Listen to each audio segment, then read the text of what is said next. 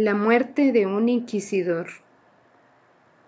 El verano propicia las relecturas, sobre todo las de textos clásicos.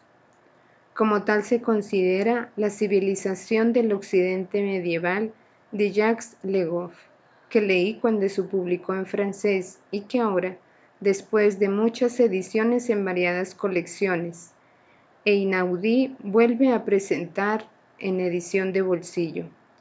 Aprovecho este día de verano para darles un repaso.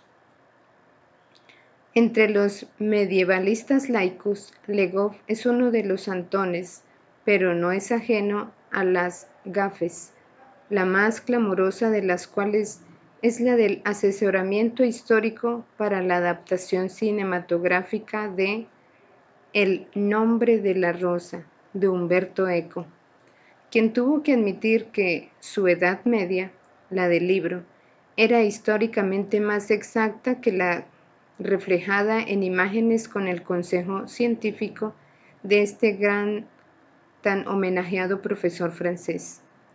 Pero Le Goff también es autor de El nacimiento del purgatorio, obra que, a pesar de su apariencia severamente académica, hay que tomar con pinzas y está plagada de un deseo iconoclasta, si bien hábilmente enmascarado, hacia la pastoral y sobre todo el dogma católico.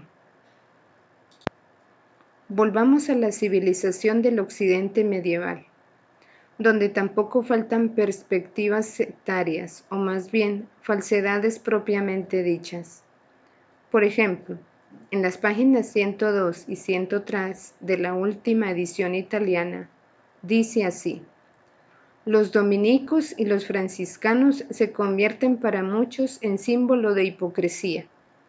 Los primeros inspiran aún más odio por la forma en que se han puesto al frente de las represiones de la herejía, que por el papel asumido en la Inquisición. Una revuelta popular en Verona acaba cruelmente con el primer mártir dominico, San Pedro, llamado precisamente mártir, y la propaganda de la orden difunde su imagen con un cuchillo clavado en el cráneo. En relación a los franciscanos, la afirmación es difícilmente sostenible, sobre todo si se tiene en cuenta los límites que él mismo, Le Goff, puso a su trabajo. El centro mismo de la Edad Media, los siglos que van del X al XIII, ahora bien, Francisco de Asís murió en 1226 y en lo que resta del siglo. Entre el movimiento creado por él y las capas populares se produce una especie de idilio que durará bastante, e irá más allá de la Edad Media y llegará, en cierto modo, hasta nuestros días. No es casualidad que la publicidad misma recurra con frecuencia a la imagen de un fraile franciscano para algún anuncio cuando hace falta inspirar confianza y cautivar.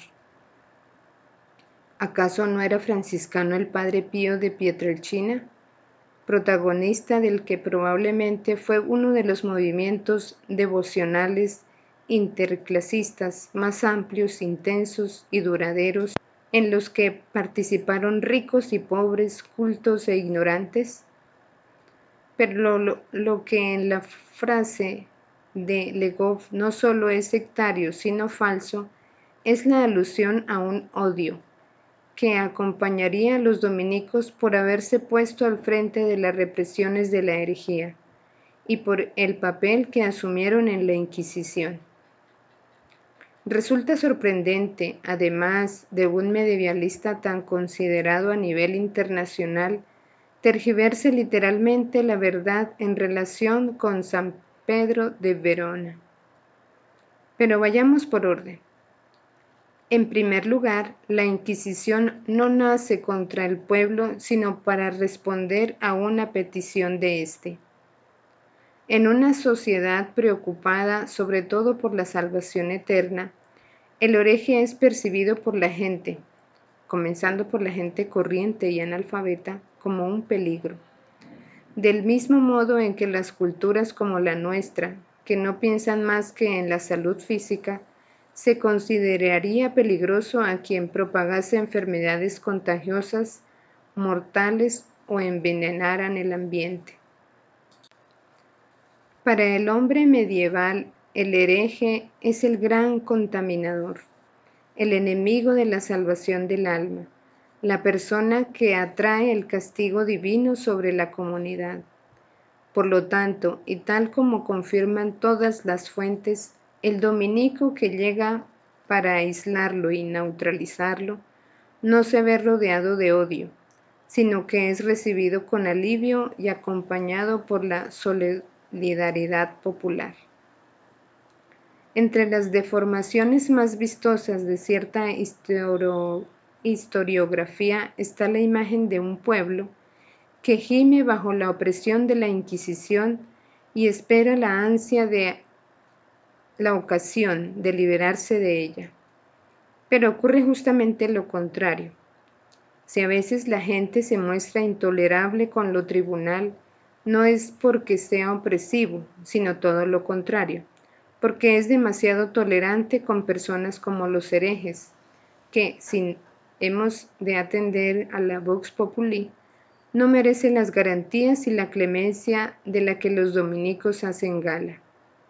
Lo que en realidad querría la gente es acabar con el asunto deprisa, deshacerse sin demasiados preámbulos de aquellas personas para las que los jueces de Sayo multiplican las garantías legales.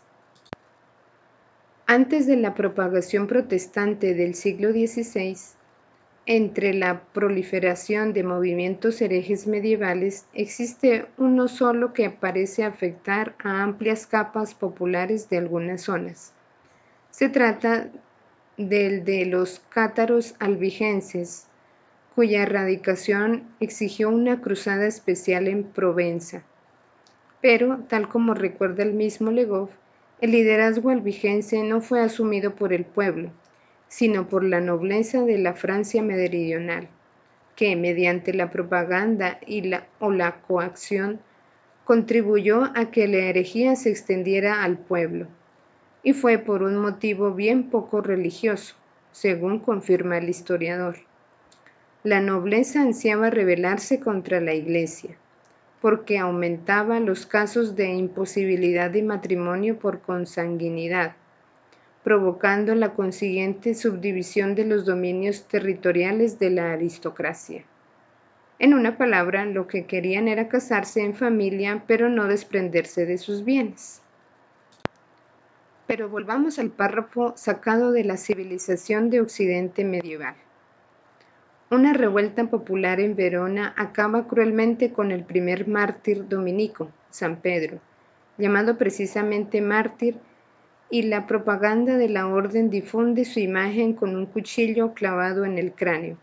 Dice textualmente Legove: resulta sorprendente, el futuro santo nace efectivamente en Verona, pero lo matan el 6 de abril de 1252 en Brianza, cerca de Meda, exactamente en un lugar boscoso dominado Farga, cuando viajaba de Como a Milán, en compañía de otro religioso, al que también asesinaron. Por lo tanto, Verona no tiene nada que ver, porque no fue allí donde murió. Tampoco tiene nada que ver una presunta revuelta popular, nombrado inquisidor por el Papa mismo, para luchar contra la herejía patarina o cátara. Pedro fue asesinado en una emboscada que le tendieron en el bosque dos de estos herejes, longamanos, de una conjura secreta tramada contra él. Los dos asesinos se arrepintieron espontáneamente de su acción y acabaron entrando en la orden de los dominicos. Esta conversión fue determinada, entre otras cosas, por la reacción popular al homicidio. Precisamente el pueblo que, según Legove, se habría sublevado para acabar cruelmente con el malvado inquisidor, le tributa de inmediato uno de los más extraordinarios triunfos de devoción que recuerde la historia de la santidad. Milán, que acudía en masa a escuchar sus sermones, Se echó a la calle al enterarse de que llegaba su cuerpo y acto seguido se entregó a un culto de tal alcance que son las mismas autoridades laicas de la ciudad que que envían una delegación al Papa para que sea reconocida la santidad de Pedro. A la comisión creada por Inocencio IV para indagar sobre la Vox Populi le basta muy poco para tomar una decisión, porque el 9 de marzo de 1253, es decir, apenas 11 meses después de su muerte, Pedro, el inquisidor, es inscrito en el catálogo de mártires y luego en el de los santos. Es tal el reconocimiento de los milaneses que, gracias a una suscripción popular en Sant Estorgio, se construye un monumento sepulcral que se encuentra entre una de las obras maestras del gótico italiano.